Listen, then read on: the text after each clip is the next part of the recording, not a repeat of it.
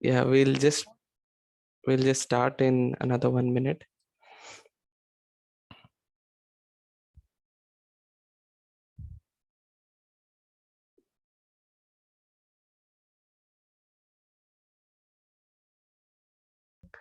So I welcome all of you to yet another thought-provoking session, and the topic for today is controversies in Mahabharata.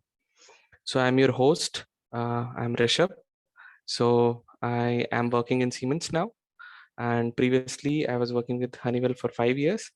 So I am a senior engineer now, working in Siemens, and with me is another esteemed personality. His name is Karthik Subramaniam, and he is the professor, Department of Computer Engineering, and currently he's serving as the CTO, Central Training and Placement Officer in Vishwakarma Institute, Hole, Pune. He has been awarded Well Appraised Teacher for 12 consecutive years from 2007 to 2018 for his teaching at VIT Pune.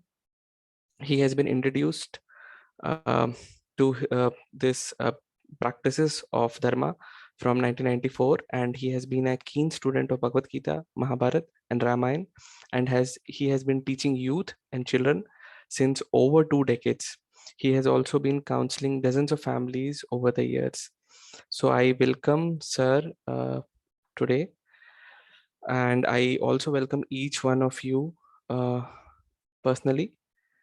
Okay, so today we'll be seeing some of the controversies which are there in Mahabharata. So we have taken some of the questions which you have asked us, and we have also added some of the questions from our side. So my first question to you, sir, would be that is Mahabharata real? As we don't find like no or many archaeological evidences. And additional question on this would be that if it is, then what is the best way to approach these scriptures? Okay. Hello, good evening, and happy to be back with all of you again today. Could you just confirm once if I'm audible? For a Yeah. continue. Yes, you are. Yeah. Yeah. So basically, it is not true that there has not been any archaeological study or a scholarly study about the validity of Mahabharata. There has been. There is a famous archaeologist in India whose name is Dr. Rao. He has done research on Dwaraka, which is actually because the Dwaraka mentioned in the Mahabharata is not the Dwaraka that is currently there in Gujarat. It is an island in the ocean, right? Krishna's Dwaraka is in the ocean. So Indian archaeologists have done research under the bed of the ocean, 10 kilometers away from what we know today as modern Dwarka, and they have found remnants of an old city. A very detailed study is there with this connection. This was done around 2005, 2006. So that is one study. There has also been archaeological survey in Hastinapur, Kaushambi, and several cities of the Mahabharata mentioned in the Mahabharata. Archaeological proofs are there for that as well. And there are also a lot of archaeological proofs, evidences for the river Saraswati. Mind you, the river Saraswati is mentioned in the Mahabharata. And the British would always make fun of the Indians that there is no Saraswati. There is Ganga, Jamuna, but where is Saraswati? Okay, so it was only from 1989 onwards that French satellites discovered the river bed of Saraswati. And that river bed passes through all those cities that the Mahabharata talks of. Okay. And another thing is, interesting point is that river is so huge that by the time it goes into, the Indian Ocean, the Arabian Sea, it is almost 10 miles wide. You can imagine 10-mile wide river. It's a very huge river. And most importantly, the sites mentioned in the cities mentioned in the Mahabharata, all those names are there even today. Correct. So, for example, Hastinapur, all those places are there today. And especially in the context of Saraswati, that study is done. So, first is there is proofs in Dwarka, there are proofs in Hastinapur, there is study done of Saraswati, and there is also a lot of study done with respect to the dates in Mahabharata. So, for example, the Mahabharata has, gives a lot of astronomical points. Okay, so for example, when the war is about to take place, Vyasa and Sanjay are discussing the night sky, because in those times sky was very important. So, because for astrology, astronomy is the basis. Now, you may not believe in astrology, but you cannot reject astronomy, correct? Because astronomy is a science. Correct. So in the Mahabharata, they talk about lunar eclipses, solar eclipses. They talk about where is Saturn, where is Mars located in the sky. And there has been a lot of study done where people have taken all these events and tried to find out using software in which year all this happened. And it shows that indeed, approximately in 3100 BC, all these things have happened only in 1 year.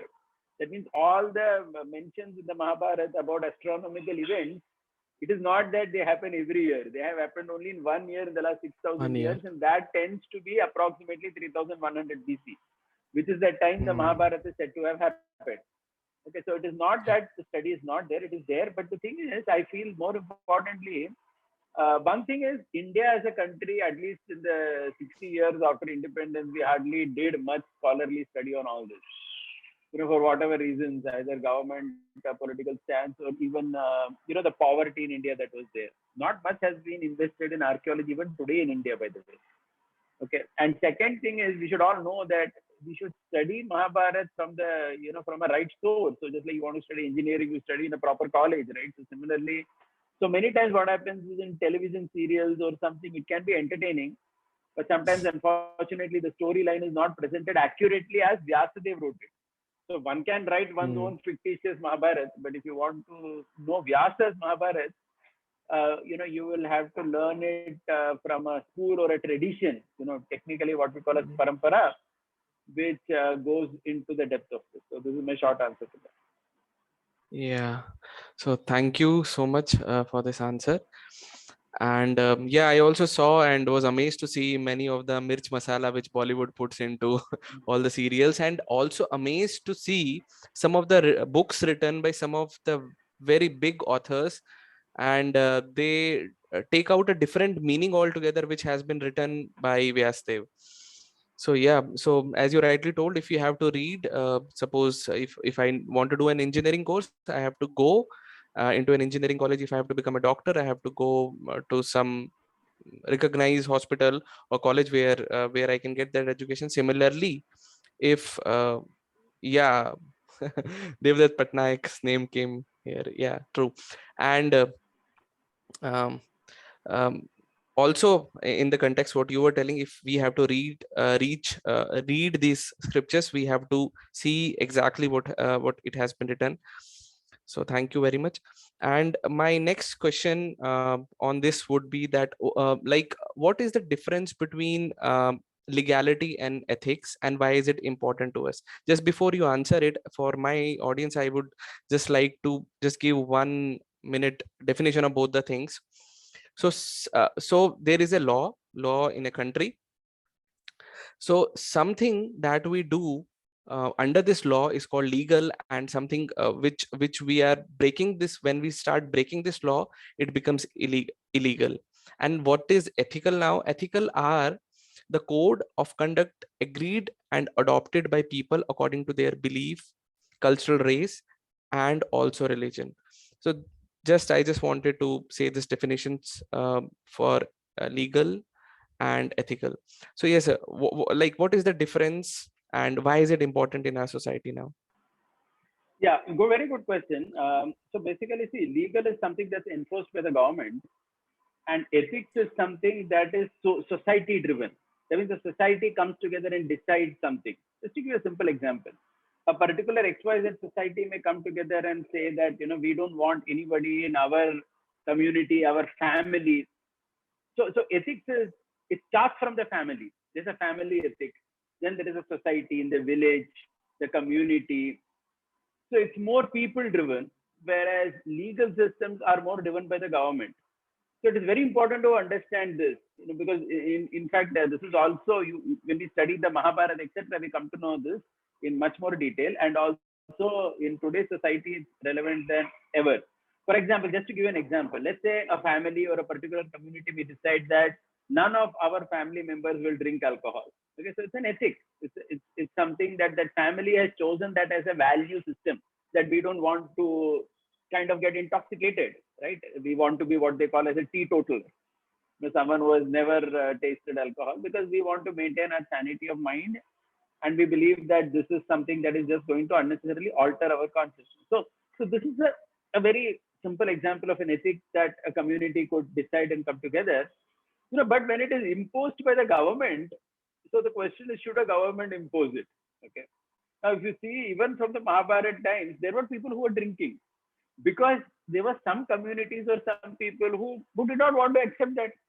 There were some individuals who did not want to accept that, so they would drink. On the other hand, you So it see was that when apart that is from the made, mainstream. So I'm just yeah, sorry. as in, So it was as in, apart and from the mainstream. not only apart from the mainstream, the point is, there, see, an ethic is socially driven. So when it is socially driven, what will happen? There will be some members in the society who will not want to abide by that, right? Even, I mean, whether it is the Mahabharata times or today's times, if you just take the simple example of drinking alcohol, you cannot come to a consensus with everybody. Now, what happens, I'll tell you. So that's why this such a thing was never made into a legal system that nobody can drink. For, on the other hand, in India, we see some states have prohibited liquor. Like Bihar, Hmm. for example, notably in Gujarat. today's time, Gujarat. But if you see honestly, in these states, everybody gets liquor. There is an entire, mafia and underground network which is supplying. So basically, what happens is, when you try to impose something like that, it becomes, it just doesn't work actually, because should be, so the point is, we should understand what should be under the legal thing and what should be under ethics. Ethics should be driven primarily by families, by religious communities, or by social networks, villages. They can come together and decide something. But that cannot be made into a legal system so much. Okay, so for example, if you see now, I mean, the stark example of this is the Arabic world. You see, the Arabic world, whatever is ethic as per their, like for example, they have this whole thing that woman has to be covered by burqa or whatever, right? But they have made that into a legal system. So if you go to Saudi Arabia, even if you're a woman who is non-Muslim, you have to cover yourself like that. Okay, so what they have done is, what should be more a socially driven thing, where some members of a society decide to do that, they have imposed it on everybody. Okay, so then there is a lot of opposition. So this is very important, because unless we know this, then so the legal and the legal and the government and the society should know their domains, and they need not always interfere in each other. Then there is a problem. Like in India, couple of years back, the Shabarimala issue was there. That was an ethic Hmm. as per the temple. Okay, so because the Ayyappa deity is a It's brahmachari, brahmachari. and women Correct. who are in that particular 18 to 50 are not supposed to go there, right? And there were many other reasons for it. Absolutely. There is a 40-day vrat that you have to observe before going to that Yeah. temple. So women who is in the period time cannot observe 40-day vrata, because every 28 days they have their whatever, right, monthly cycle. So basically, it's a simple thing. It was a social ethic in that, and nobody in Kerala had a problem. I come from Kerala, so ladies in Kerala also had no problem about it. But some ladies in Punjab had an issue. They thought that this gender discrimination. They went to the court. So basically, what happens is, what is ethic? When the legal framework starts interfering in that, it becomes a mess. And ultimately, today you see that in Shabarimala, even today, the same rule is abiding, because ultimately society has to accept something. So this is very important to understand. Yeah. Yeah. So, but many times it happens that there are many cases where we get stuck between something what is legal and something what is ethical, as our families may, because they went into I mean, there was a period when everyone was in poverty, so many times it happened that not all the ethics were followed properly.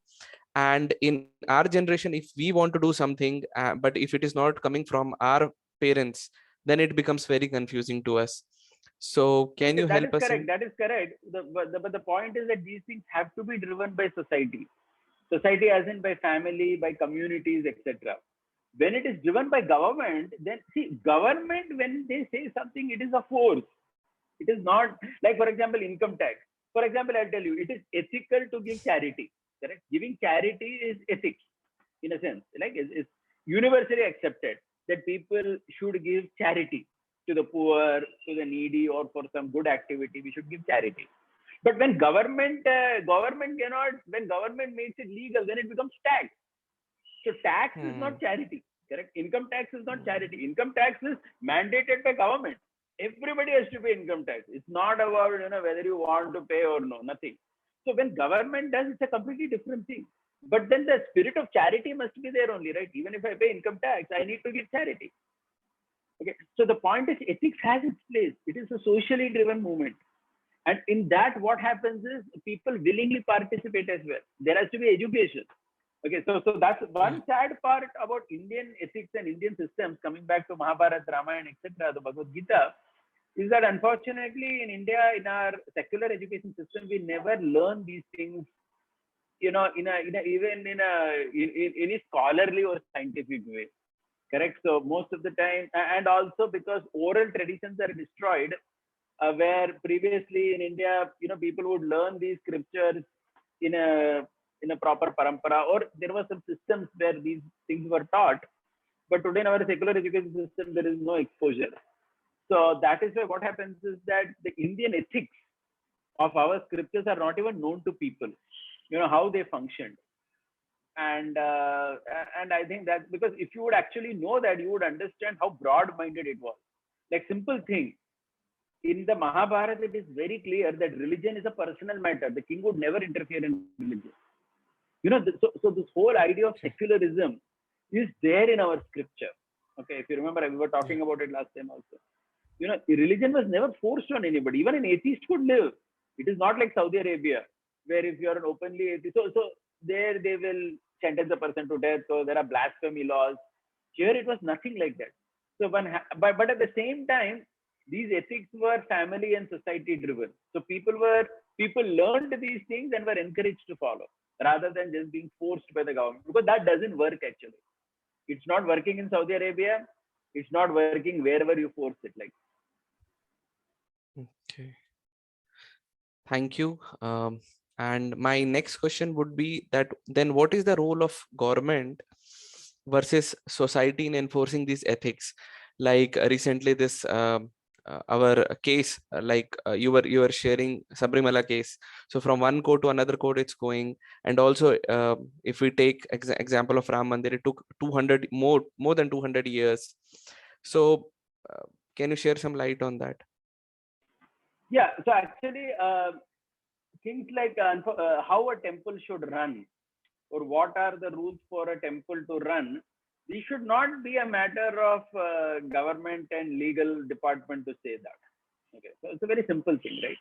Unfortunately, in India, Indian secularism, the way it is defined, is also very dangerous. If you see carefully, mosques and churches are run by Christians and Muslims. They have complete right on the way it is run. But in most of India, temples are controlled by government. Do you know that? The temples are not free. Temples are controlled by government. Okay, so this is a very strange kind of secular system that we have in our country, and temple rules also in terms of how things should be.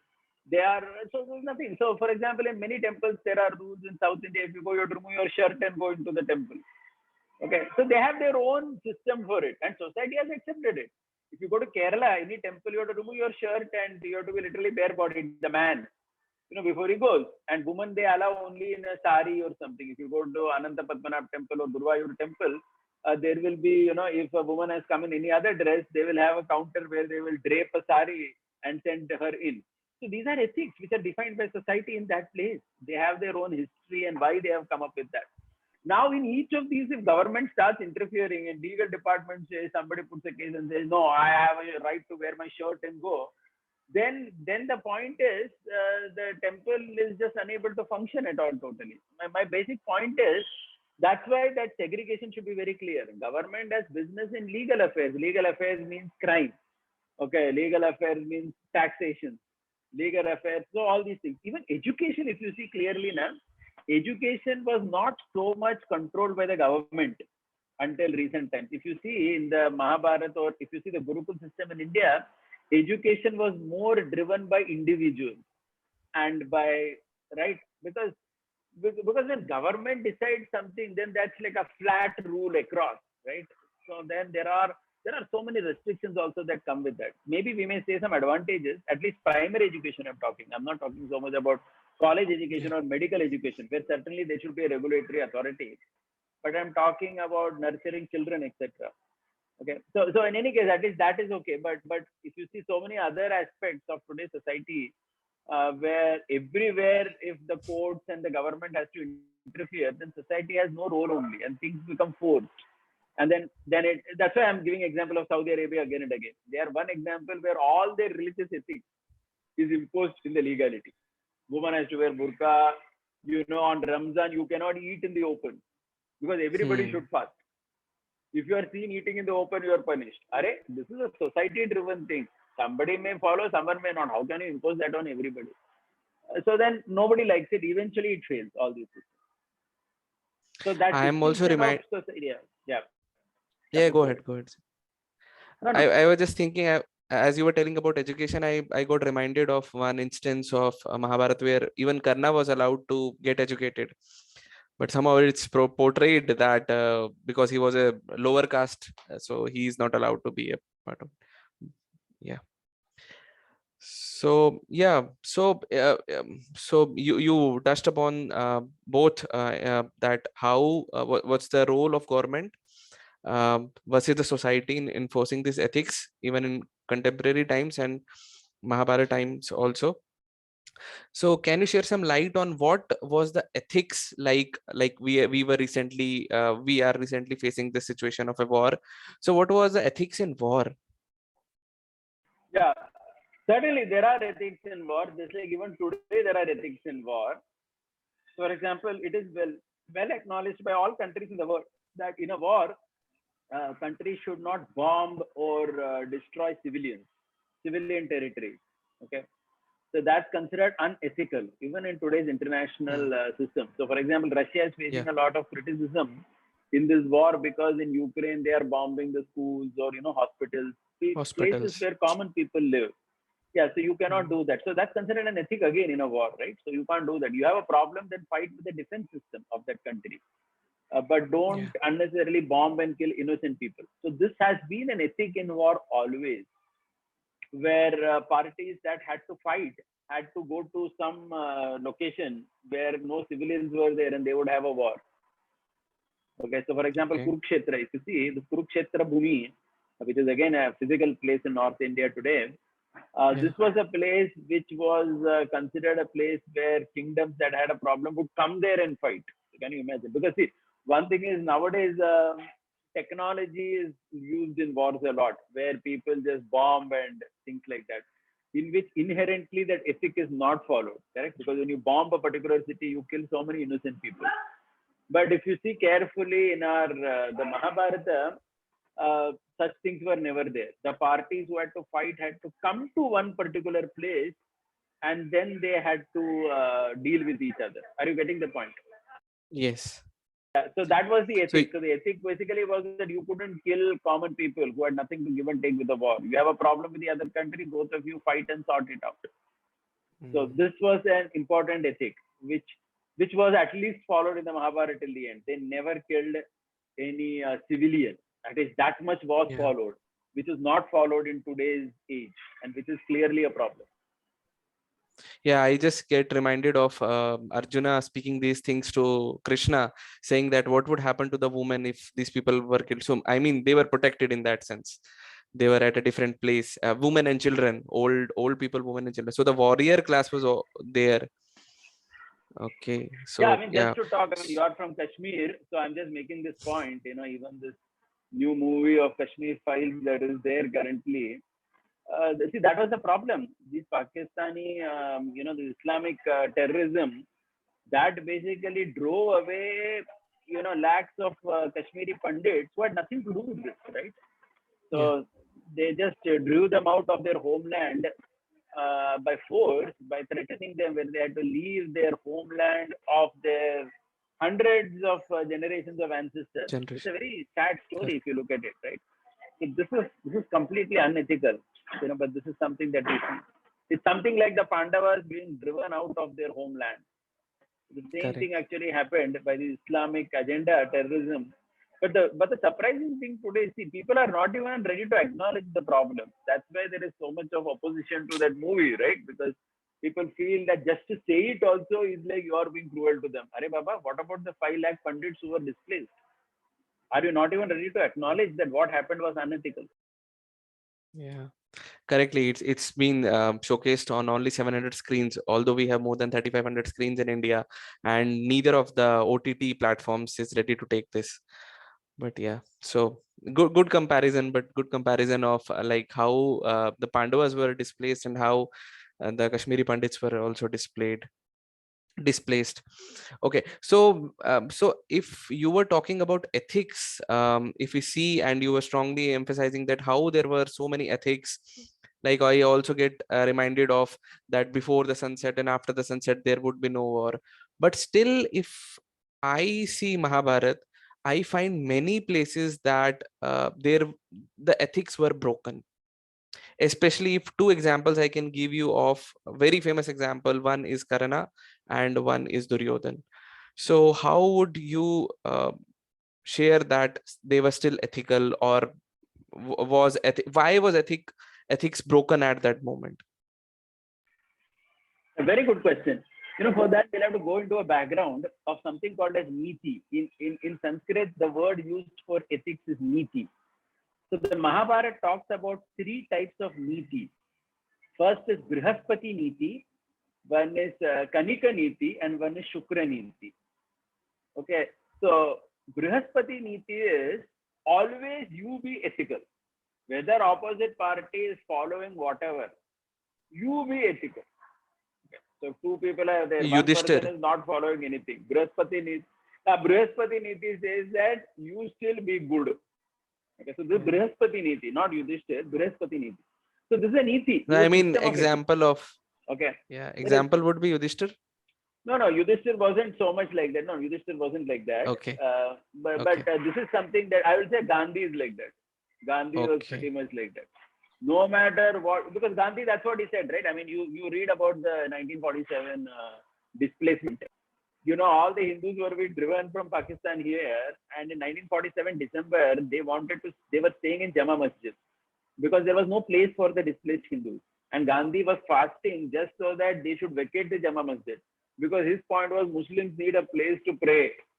And these Hindus were freezing in Delhi in December 1947 in the open. But this person was saying, no, no, even if those people have done bad to you, we should always be very good. I mean, that's Brihaspati Niti, whatever. So that's one Okay. Niti which somebody may say, which is a very good Niti as an individual. That means if you are dealing, for example, with your brother or sister, Brihaspati Niti is a very nice thing.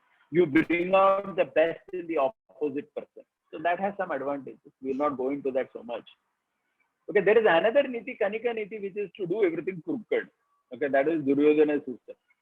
Okay, basically whatever he wanted for that, everything he was doing crooked means only. Right from childhood, poisoning Bhima to death, trying to poison him.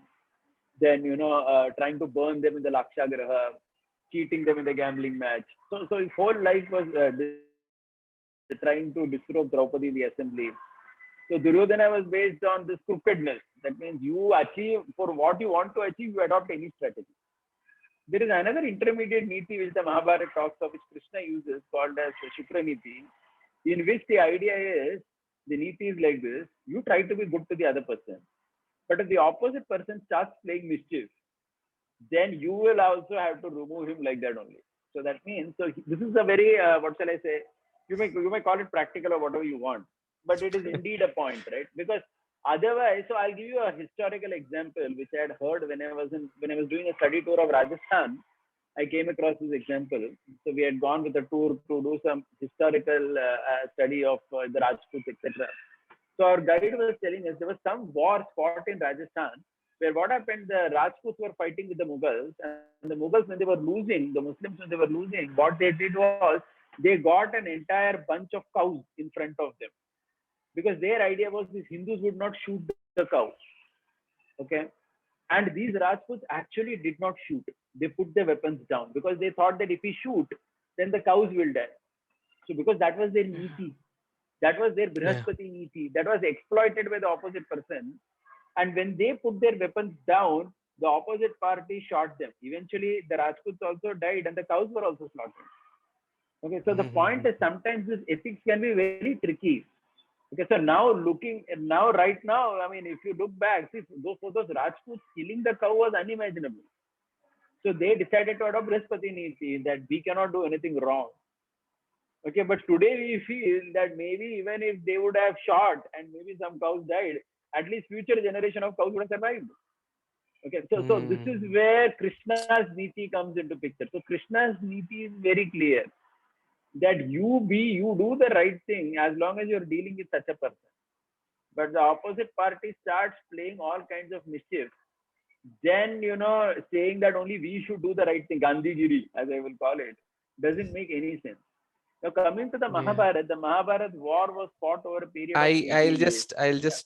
I'll just stop you here for 1 minute. So similarly, what Ukraine is doing, Ukraine did for some time with Indian students, keeping them in front and as a shield. They were using it as a shield against Russia.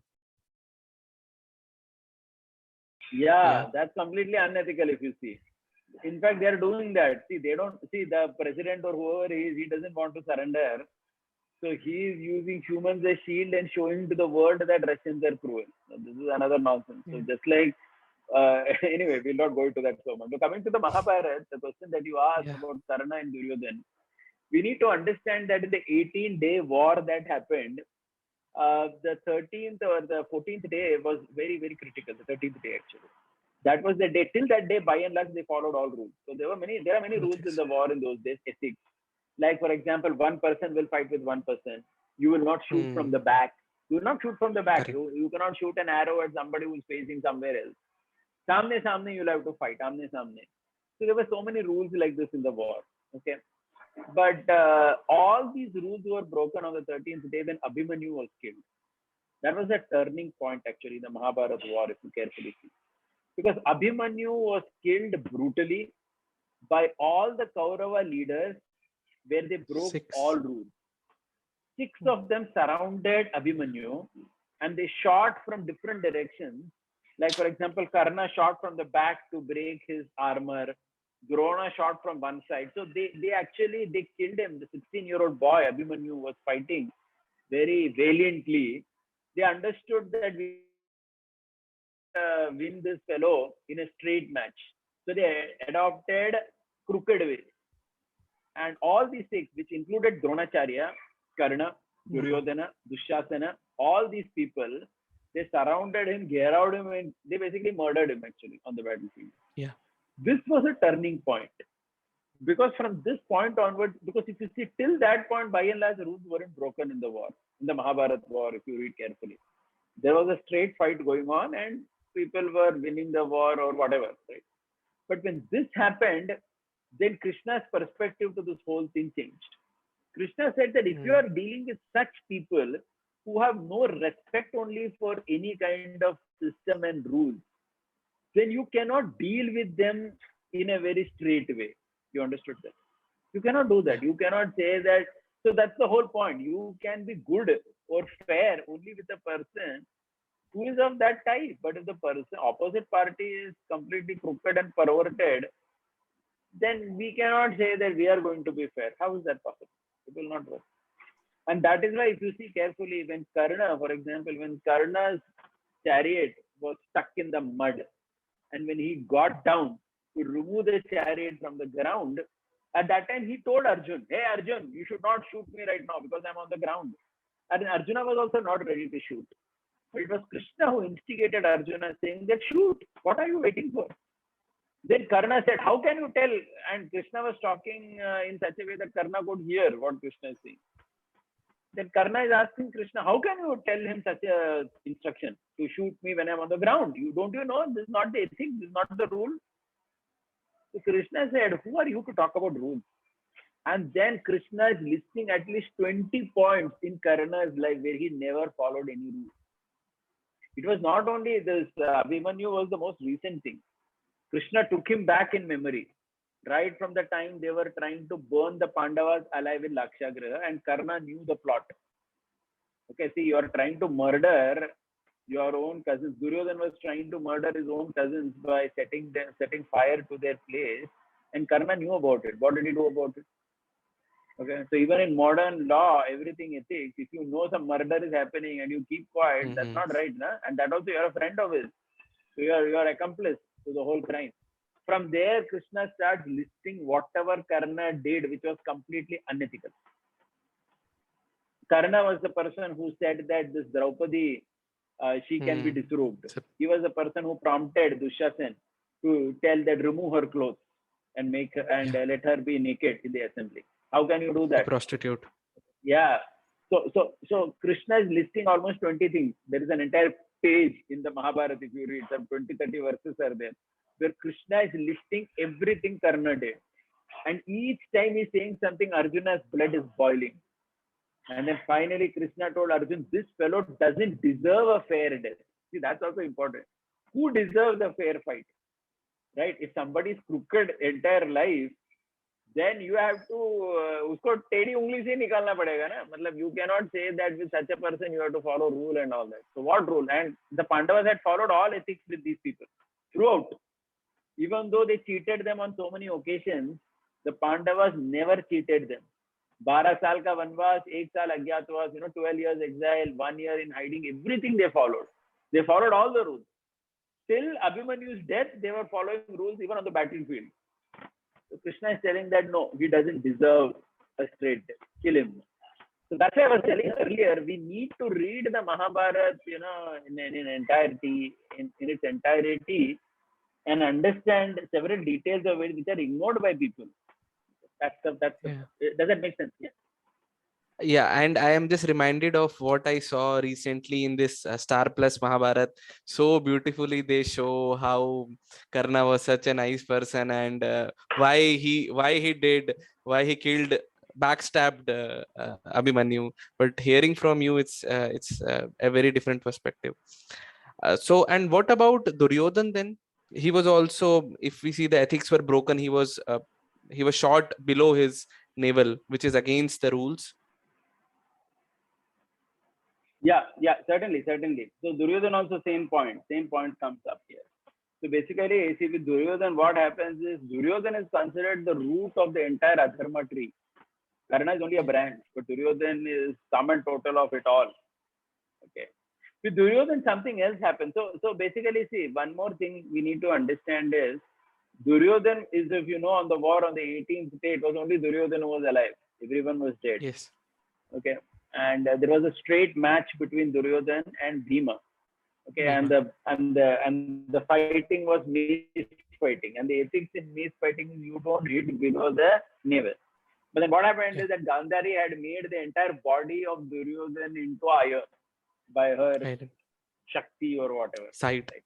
Right? So then, by her side. So nothing was happening. It was only the portion below, because that also Krishna had interfered and ensured that he wears something and goes.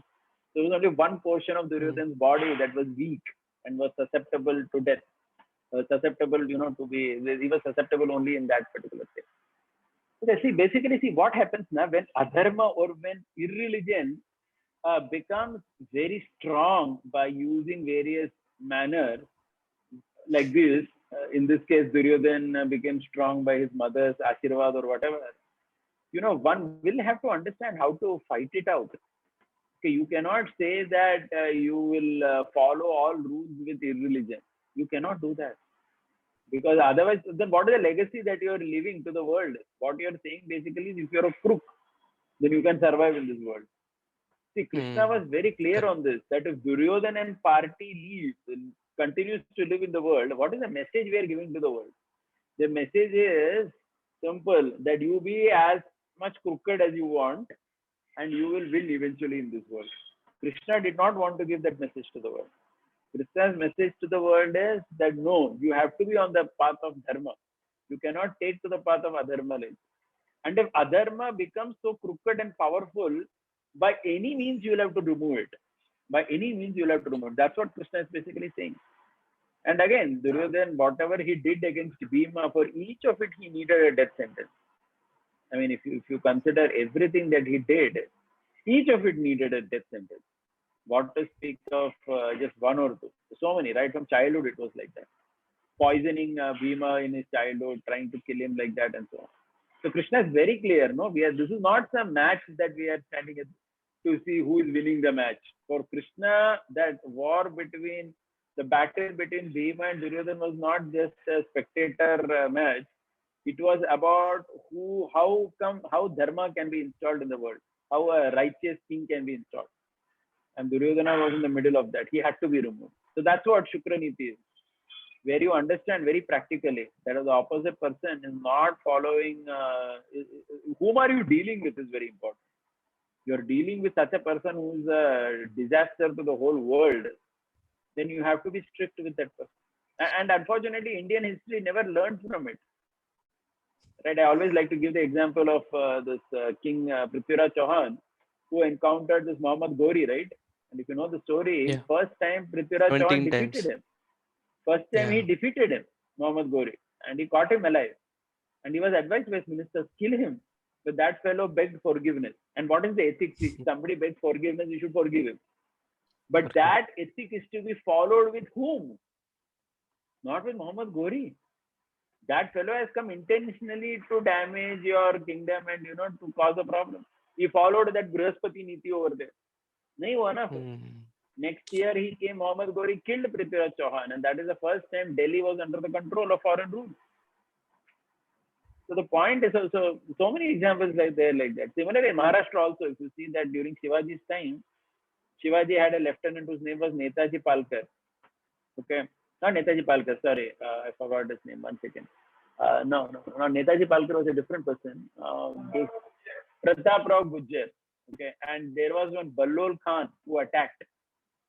And Ballol Khan was captured by this Pratap Rao Gujjar, but he forgave him. Shivaji became very angry. He told him, why did you forgive this Ballol Khan? He's a snake. You should kill him immediately. Usne maafi manga. Maafi manga matlab kya? So with some Yes, people, sir. and then exactly what Shivaji Maharaj predicted happened. That Ballol Khan attacked again with a big army. And then there is a story of how our Pratap Rao Gujjar and 6 of his commanders, they just went and they all sacrificed their lives. There is a very famous song of Lata Mangeshkar also. Vedat Marathe Veera Dhaudale Sata. Someone must have heard that. Some of you may have heard that. My point here is that you should know with whom are we dealing? Who is the enemy over here? Okay. If it's a family member like a brother, no need to fight for a couple of lakhs in the court. If you right, so there you should apply forgiveness. Yeah. Unfortunately, in India we don't do that. There we keep fighting in the court. Ek 50,000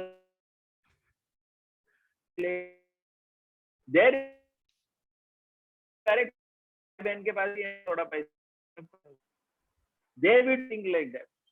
But when it comes to then we cannot apply. Sir, you are not properly audible. Yeah, just 1 second. 1 second.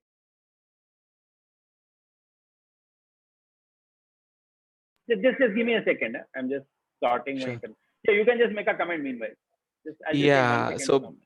So before I open the floor for the questions, so one quick. Are you there, sir? Yeah, I'm there. I'm just sorting out my internet. Just give me a Yeah, okay. So as you spoke many times about this dharma, adharma, so if you can just explain what is the meaning of dharma. Second, what is real dharma, and what is its applicability in our lives? How we, maybe as students, maybe as somebody in a profession, so how can we follow dharma in our lives? So what is dharma, what is real dharma, and applicability? And in the meantime, if any of you have questions, you can raise your hands and you can also put it down in the chat box. If you can raise hands, we can get to know how many people are there who want to ask any question. Yeah. So basically, first of all, dharma is not religion. Religion in English is faith. Okay, but so for example, religion is faith, which can keep changing. Dharma is something which is very integral to a particular item and can never be changed. Okay, so for example, like a simple thing, dharma of the sugar is to be sweet. Dharma of salt means it has to be salty. So dharma means an inseparable property of something is called dharma. So living in dharma also means, for example, see, dharma is applicable at so many levels. So for example, just to tell you, how we live our life That is actually dharma. For example, when we sleep, when we get up, from there, dharma begins. See, because it is very natural for human beings to sleep at night and to be awake in the morning. Okay. Now, this I'm not saying because some religious textbook says it. It is scientifically also validated. Scientifically also it is seen that those people who keep awake all night, okay, like sometimes youngsters do that, but later in life they have a problem, and the doctor tells them that tumko jaldi sona padega raat. So that is dharma. That is the right thing to do. You must sleep, for example, and you must get up early. Okay, when the sun is there in the sky, that is the time when you are supposed to be awake. And when the sun has set a couple of hours after that, so that is dharma. Dharma means you're aligning with that nature, right? So that is dharma. Okay. So like this dharma in every activity, every sphere of life. Dharma of a parent is to protect the child. So let's say you have children, and then if you are not ready to protect them and take care of them, then what a nonsense father or mother are you? Why did you give birth to a child in the first place? There is a dharma of a student. As a student, I'm supposed to learn what I'm doing. That's why I've come here. You joined a college or you're studying something. It's a dharma. It is a dharma not to do that, because that's not the nature of a student. A student, I'm bunking, I'm not attending anything. Then why did I spoil the seat in UEP, a prestigious college, if I'm not serious about my academics? So like this, if you see now, in every role, in every situation, there is a dharma. There is a dharma of a politician. There is a dharma of a mother, of a wife, of a husband. In our relationships, there is dharma. The way we earn money, there is dharma. Adharma means, see, it's understood that in any business you make a profit. Okay, but then what kind of profit are you making? How much profit are you making? You know, are you giving value in that particular product? Or is it that are you understanding the point? So dharma applies to every aspect of our life. That's the point. Make sense? Yeah, thank you. And one quick question, as you touched upon this incident of Abhimanyu. So one question from one of the students is that why, if Krishna was so powerful, why Krishna did not protect Abhimanyu? Very good question. Krishna did not do that for the simple reason that, let's try to understand, the war which is fought now, Krishna does it in a very human way. See, when Krishna comes to the world, if he keeps doing all kinds of magic, okay, then there's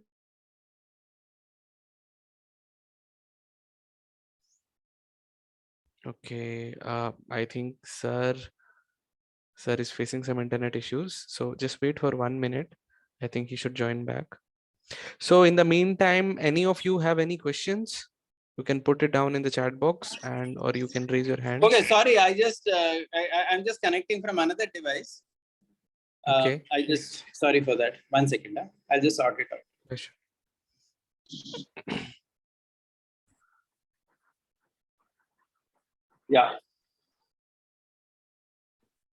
Yeah. Sorry, I had an issue with my laptop internet. So okay, I'm audible right now. Yes, perfectly. Yeah. So basically, what I'm saying is, see, the beauty of Krishna when he comes to the world, he behaves like a human only. So this divinity of God, he doesn't show that so much, because if he does that, there is no lesson to be learned, right? See, what is the lesson he's teaching us? That when there is a war like this, the reality of the war is what? Basically, the reality of the war is that there is going to be death. Imagine if Krishna is fighting a war in which and nobody from the Pandava side is dying, and only everyone from the opposite side is dying, which Krishna can do if he wishes to. But does it make any sense? As in, is there any lesson in this world for it? The lesson for you and me is what? That in this world, even when you have to do the right thing, you have to struggle. Are you understanding the point? Even to do the right thing, you have to struggle, you have to sacrifice. That is the lesson that Krishna wants us to learn. Otherwise, it would be a very, what shall I say? It would be a mythical story, right? It would be like some Superman or some Tarzan or like they show in Bollywood. Correct? One hero is fighting with 20 people and he's defeating everybody. Like if you watch that Ajay Devgan's movie Singham, okay, so he's standing and he's fighting with some 20 people. In reality, it can never happen. That is just a false. There is no lesson in it in the world. The real lesson is that when you fight with 20 people, you are killed. That's the real lesson. No matter who you are. Okay, Yeah. does that make sense or no? Yes, completely. So I have got actually the questions are coming. So one question which has come up upon the initial point which we were talking about. So there is a person called Devdutt Patnaik. So one person is asking questions regarding him, that how much authentic are his books. No, unfortunately, see, many of these authors now they write on Indian scriptures as if they're mythology. That means they have put their own perspectives to it, and they have written, they have even changed the real essence of the storyline. It's very important that when you speak from Ramayana, Mahabharata, etc., at least the storyline has to be preserved the way it was. And Vyasa has already said about it. Vyasa, let me tell you, is most non-judgmental in his writing. You see, Vyasa's Mahabharata, rarely he will impose his thought on it. Very neutrally he writes about it. So the original book itself is presented very nicely.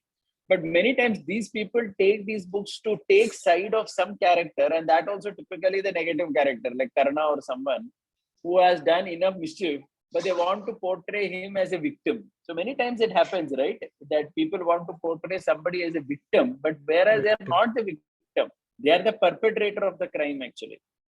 Okay, so that is the Okay. problem with some authors, and that's why we should be very careful. So sometimes we get the wrong story itself, and that's the real danger. Yeah. Okay. Thank you. So another question from one student is Abhimanyu was killed on 13th day, but Bhishma is killed on 10th day by Shikhandi and Arjuna. Was it ethical? Yeah, Bhishma's death was ethical. I'll tell you why. Because Shikhandi was fighting with Bhishma, that was allowed. Now, please try to understand. That was a strategy. It was not unethical. See, Shikhandi's background was Shikhandi was born as a woman, but later became a man. And when Shikhandi became a man, it is not that he was like a eunuch or something. Sometimes in television Hmm. serials, they show Shikhandi like a eunuch. It is not like that. He was a Correct. proper man. He married and he had children also. Okay, so though Shikhandi was a woman earlier in life and became man, he was not a eunuch kind of a person. Like that is a problem again. Sometimes in television serials, they will show Shikhandi like that. Shikhandi was the Mahabharata doesn't present Shikhandi like that. It presents it as a proper man only, and he was allowed to fight. It was Bhishma's personal rule where he said that if Hmm. somebody is a woman, even in the last life, and if I know about it, I will not fight that person. No, that is his personal ethic, which has nothing to do, which was not accepted by all parties. Are you understanding the point? It was his Yeah. personal problem. So what the Pandavas do, they use it as a strategy. They keep Shikhandi and Arjuna are all both are shooting, and this fellow, because Shikhandi is there, he doesn't shoot anything. So if you see carefully, they had not broken the rules of war. Nobody said they broke the rules of war in the death of Bhishma. It was a strategic way of handling that situation. Okay. So, and the same student is asking, taking Karna as a shield. Beg your pardon? Taking Karna as a shield. Hmm. I mean, like the shield was taken from Karna, so he's asking question on that, I think. So maybe in the No, next no, session you can take. So the no. We student get is asking that the shield from Karna was taken. Was that ethical? no. There is nothing. There's In no the story Indra. like that in the. Oh, acha, acha, okay. Indra doing that. So first of all, let us be very clear about it. The Pandavas had no role in that. So you can see now that is Indra's perspective. Indra, and let me tell you another thing. Now I'll tell you another thing. Indra did not just take away the kavach, he gave something in return. He gave a Yes. weapon which can kill anybody. Now let me tell you one thing. Karna deliberately chose that. Karna thought that with the shield he can protect himself, but he cannot kill Arjuna. But he thought if I have Indra's that weapon, I can kill Arjuna. I may be vulnerable, but I can at least kill him. He made that calculation and he took it very consciously. So, first of all, Indra did it. And secondly, it was a bargain. Okay, it was not that he just gave that kavach. He got a weapon which was guaranteed to kill anybody on whom you throw. But eventually, what happened? He had to use it against Ghatotkacha. Yeah. Okay, that eventually happened. So So his plan failed. Yeah, but the point is, Karna did that as a business deal. So you need to understand mm, that. And Karna knew very well this is Indra who is coming and asking, and that is why he asked for something in return. So that was a business deal. So you can't say that was also a very big injustice on. So it was not an act of, I mean, what do you say? Not at all. It was a business deal. He took it. He gave it Okay. for He, something. It's like, see, I have okay. a kavach. I gave it in lieu of a powerful weapon which will kill anybody on whom I targeted. Guaranteed. It was guaranteed to kill anybody on whom you targeted. That means the failure of it was zero. Anybody you could kill with that weapon. That kind of weapon he got. See, that's a very special weapon. Oh, come on. You think about it So, carefully. so I can't put it into the box of charity. No, it's not charity. It's not at all charity. Charity is done without any expectation. There was a super expectation. In return. Karna is telling him that I know you're Indra, give me something. In what can you give me in return? So he tells, I can give you this weapon which will kill anyone whom you target. So then Karna will trade it. I will give this, you give that. Yeah, Karna is known as Danveer. So I'm not rejecting that point. He is known as Danveer. He is known as charitable. That's good. Okay. So let's try to understand one thing. Okay. He was charitable. That part we accept. Okay. But that doesn't mean that, but here we are talking about other things that he did, which we have a problem with. Okay. By the way, let me tell you, all Kshatriyas were charitable only. It was not only with Karna, but of course, Karna was always known to be charitable. But every Kshatriya was charitable. That was a common nature. It was not the Pandavas were conjuice. They were much more charitable than Karna. But sometimes that is not told or that is not shown so much in television series. So you get a feeling as if only Karna is Danavir and everybody else is conjuice. It is not like that. All Kshatriyas were charitable by nature. Yudhishthir, the whole thing of Akshay Patra was done to give charity to 1 lakh people who were following Yudhishthir into the forest. Yudhishthir did not get Akshay Patra just for the family to cook. It was not like nowadays we order from Swiggy because the person at home doesn't want to cook. Okay.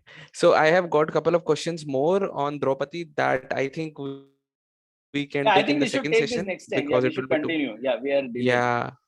So I'll just like to summarize what all we saw today. Sure. So we started with seeing that Mahabharata is real, although nowadays they have given the term as mythology. It's not mythology. And you told that how Mr. Dr. Rao has given detailed explanations on Saraswati, Hastinapur, Dwarka, and even astrological and astronomical predictions were also given, which exactly coincided with the dates, what Mahabharata tells. Then we saw what is the difference between legal and ethical. So although the thing that we think is ethical may not be legal, and vice versa. So we have to see both the sides. And you were mentioning how ethics should come from family, religion, and it should not be forced by the government. And then we moved on to see what is the role of government versus the society in enforcing this ethics. And we also touched upon the ethics in war, in which we saw the examples of Karna and Duryodhan. And you beautifully gave the examples of 3 nitis: the Shukra Niti, the Kanak Niti, and the Brihaspati Niti. So Brihaspati Niti is doing the right thing always. Kanak Niti is being crooked, and whatever way I want to do, I want to achieve that goal. And Shukra Niti is like being practical. If somebody does good, you do good to him, and if somebody does bad, you speak him in the same words what he is doing. And you also told that what is the meaning of dharma. So dharma is the intrinsic nature, and you gave many examples like sugar's nature is to be sweet, salt's nature is to be salty. Similarly, that's the real meaning of the word dharma. And also you told another definition, that aligning ourselves with the nature. As you told that as a student we have to follow whatever our maybe studies are. And you gave another simple example of maybe sleeping early and waking up early, and how it is aligned with the nature of the cycle. And also you also stressed upon the point that how for right thing we have to struggle in our life, and that was what Krishna wanted to teach, that we have to struggle. And he also wanted to tell the masses that we have to follow dharma, not that you can be crooked and win everything. So yeah. So Yeah, thank you everyone thank you for for that. Yeah, joining. thank you everyone. And Yeah, for I joining. have thank you so much, sir, for giving a lot of explanation. I also got to learn, got to know a lot of new things. So whatever your questions are there, what students have asked, I have actually noted it down, and in the second session we will be taking it up. So thank you everyone for joining. Good night.